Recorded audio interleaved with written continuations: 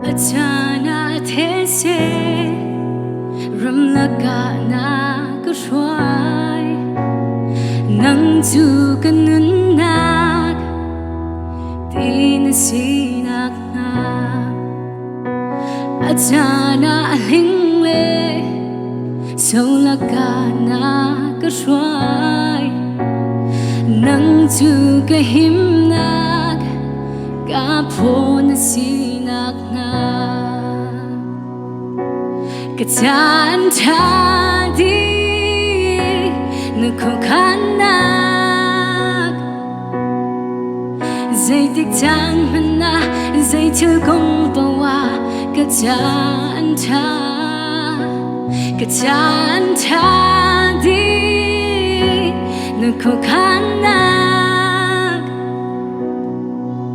Chucha zay tilbaw lung se Kazum na kafe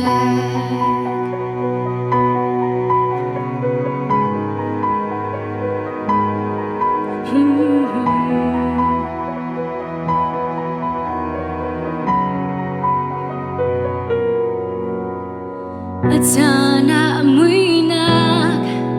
her kong na kashwai nang chu kalam cha May in sinak na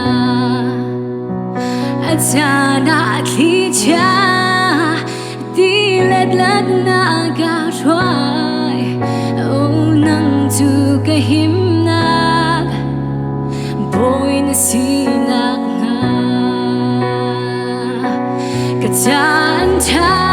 Dih nukhukanak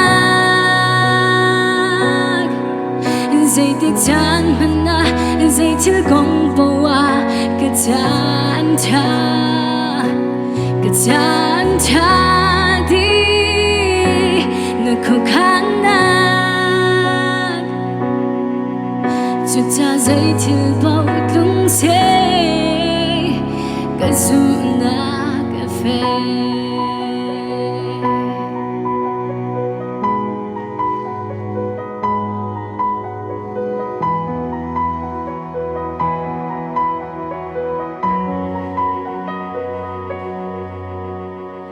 Achana khoi li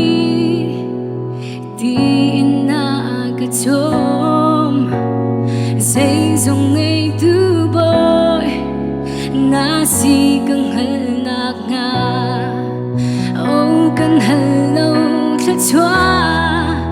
Na kapet chan zong nga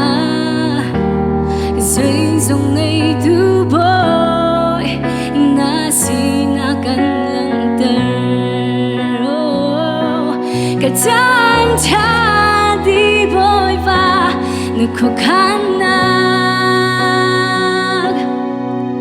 Zay tiktan mana zay tilkong bawa Ca'h An Tha Dih nukhukanak Chucha zay tilbaw lung se Kazum na kafe Ca'h An Tha Dih nukhukanak Zay tiktan mana o zay tilkong bawa Ca'h An Tha Dih boy va nukhukanak